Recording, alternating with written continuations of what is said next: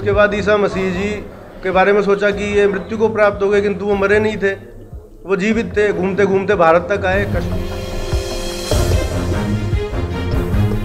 उनका जो समाधि स्थल है ईसा मसीह का, वो आज भी कश्मीर के अंदर रोजा मैरी हाउस के अंदर विद्यमान है।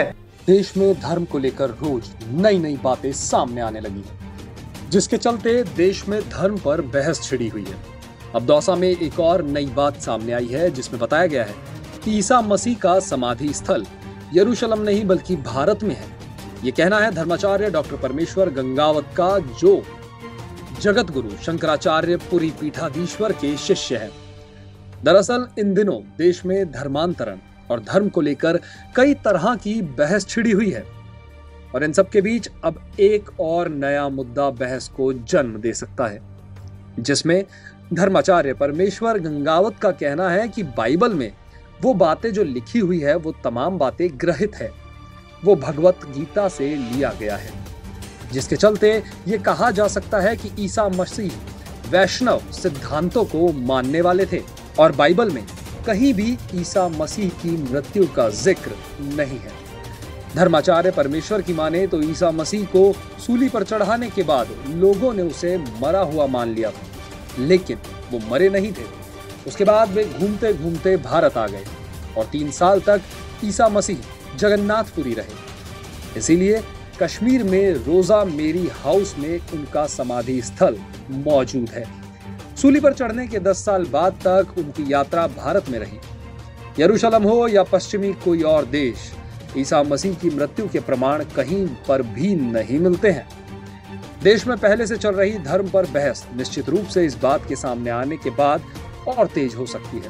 बाइबल का अगर अध्ययन करें तो बाइबल के अंदर ईसा मसीह के 10 वर्षों का जो जीवन है वो बिल्कुल गायब कर दिया गया है, वहाँ से उनके वहाँ पे मिलता ही नहीं है।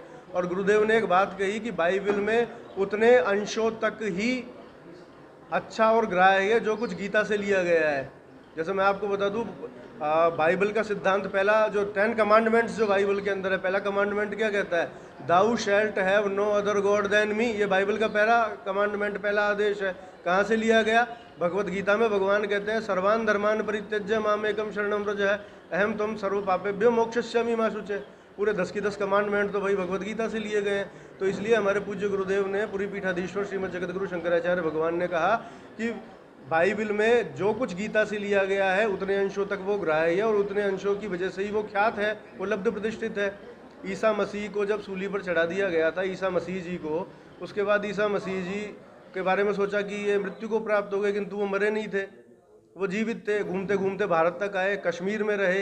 3 वर्ष उन्होंने जगन्नाथपुरी के अंदर व्यतीत किए, और उनके आज समाधि स्थल अगर आप पूछें यरूशलेम में या पश्चिमी देशों में कहीं भी नहीं है। उनका जो समाधि स्थल है ईसा मसीह का, वो आज भी कश्मीर के अंदर रोजा मैरी हाउस के अंदर विद्यमान है। रोम में ईसा मसीह जी की एक प्रतिमा है जो वैष्णव तिलक से युक्त है।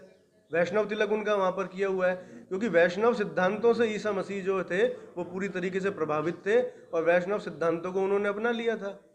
तो ईसा मसीह जी के अंदर जिनकी आस्था हो, इसलिए गुरुदेव भगवान कहते हैं कि ईसा मसीह जी के अंदर जिनकी आस्था हो वो वैष्णव सिद्धांत को अपनाए, वो विष्णु के सिद्धांत को अपनाए, वो वैष्णव हो जाए।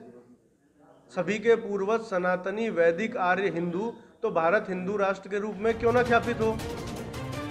Bureau report, Punjab Kesari.